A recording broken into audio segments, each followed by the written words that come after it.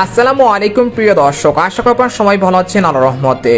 এইমাত্র পাওয়া আবহাওয়া দপ্তর থেকে আজকে সবচেয়ে গুরুত্বপূর্ণ খবর, বেড়েই চলেছে তাপমাত্রা, উদাও হতে চলেছে শীতকাল। আজ রাত থেকে 24শে ফেব্রুয়ারি পর্যন্ত দেশ জুড়ে বজ্রসহ বৃষ্টির পূর্বাভাস। আবার কোথাও কোথাও বিক্ষিপ্ত আকারে শিলাবৃষ্টিও হতে পারে। এছাড়া আগামী 24 ঘন্টার মধ্যে দুই বাংলার বিভিন্ন অঞ্চলে বিক্ষিপ্ত আকারে বৃষ্টি বা বজ্রসহ বৃষ্টি হতে পারে, এমনটা জানাচ্ছেন আবহাওয়া দপ্তর।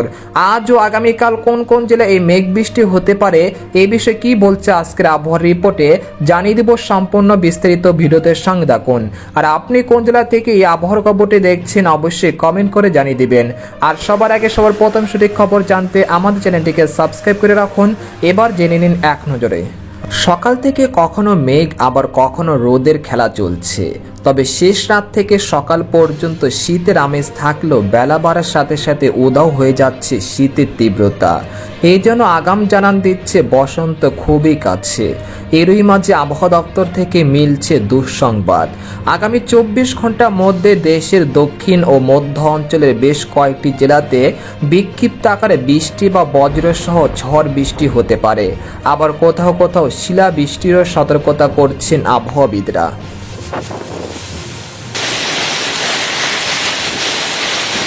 এদিকে আবহাওয়ার আরেকটি সতর্কবার্তায় বলা হয়েছে, এখন থেকে পরবর্তী 24 ঘন্টার মধ্যে যেসব স্থানগুলোতে আকস্মিকভাবে বৃষ্টি বা বজ্রসহ বৃষ্টির সম্ভাবনা রয়েছে সেই জেলাগুলো হলো ঢাকা, মুন্সিগঞ্জ, ডেমরা, মানিকগঞ্জ, ফরিদপুর, মাওয়া, বাংশা, বালিয়াকান্দি, কাপাসিয়া, নরসিংদী, কটিয়াদি, কিশোরগঞ্জ, গাজীপুর, টাঙ্গাইল, ব্রাহ্মণবাড়িয়া, নাসিরনগর, কুমিল্লা, লাকসাম, হাজীগঞ্জ, খুলনা, সাতক্ষীরা, নড়াইল, যশোর, শ্যামনগর, রাজশাহী, মহাদেবপুর, সিরাজগঞ্জ, জৈন্তাপুর, কানাইঘাট, সিলেট, সুনামগঞ্জ, ময়মনসিংহ ও এর পার্শ্ববর্তী অঞ্চল সহ দেশের দুই এক স্থানে বিক্ষিপ্ত আকারে বৃষ্টি বা আকস্মিকভাবে বৃষ্টি হতে পারে।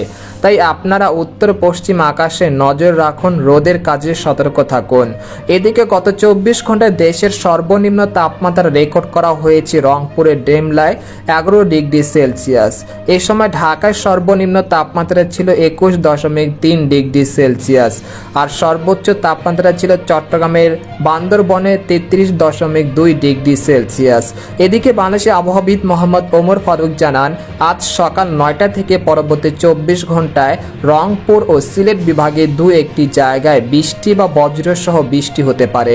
এছাড়া দেশের অন্যত্র অস্থায়ীভাবে আংশিক মেঘলা আকাশ সহ আবহাওয়া প্রধানত শুষ্ক থাকতে পারে।